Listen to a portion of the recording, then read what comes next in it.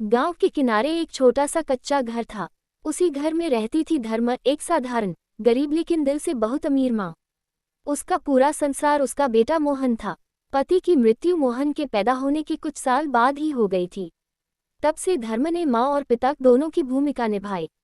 सुबह होने से पहले ही धर्म उठ जाती, चूल्हा जलाती, सूखी लकड़ियां जोड़ती और पतली सी रोटी बनाकर मोहन को खिलाती।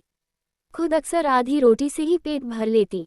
जब भी मोहन पूछता, माँ तुम नहीं खाओगी, तो वह मुस्कुराकर कहती, मैं बाद में खा लूंगी बेटा।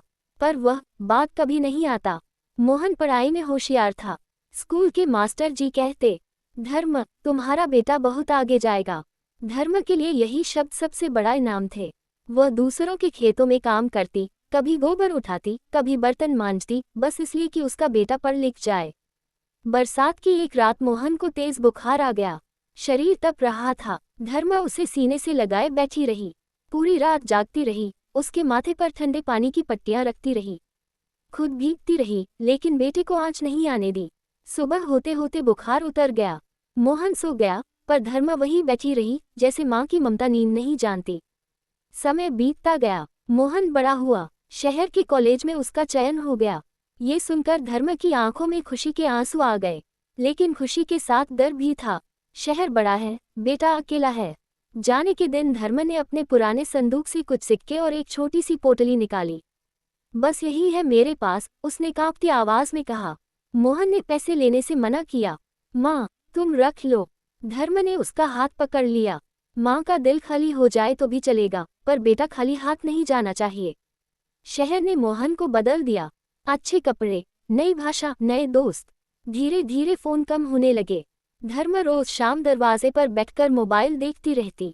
कभी घंटी बजती, कभी नहीं। गांव में लोग कहते, अब तेरा बेटा बड़ा आदमी बन गया है। धर्म बस मुस्कुरा देती। माँ के दिल को शिकायत करना नहीं आता। एक दिन धर्म बहुत बीमार पड़ गई। पड़ोसियों ने मोहन को फोन किया। काफी देर बाद फोन उठा। मोहन शहर की मीटिंग में व्यस्त था। उसने बस इतना कहा, डॉक्टर को दिखा दीजिए, मैं बाद में आऊंगा। पर बाद फिर देर कर गया। धर्म की हालत बिगड़ती गई। आखिरी सांसों में भी वह बस एक ही बात दोहरा रही थी, मोहन आया क्या। 3 दिन बाद मोहन गांव पहुंचा। घर के बाहर भीड़ थी। अंदर गया तो माँ चुपचाप लेटी थी, बहुत चुप। मोहन माँ के पैरों में गिर पड़ा। माँ उठो ना, मैं आ गया। पर अब माँ की ममता सिर्फ याद बन चुकी थी। मोहन को संदूक में एक कागज मिला।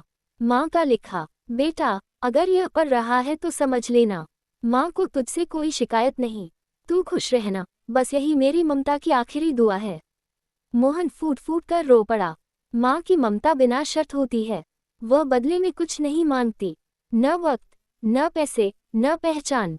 ममता बस देती है, आखिरी सांस तक।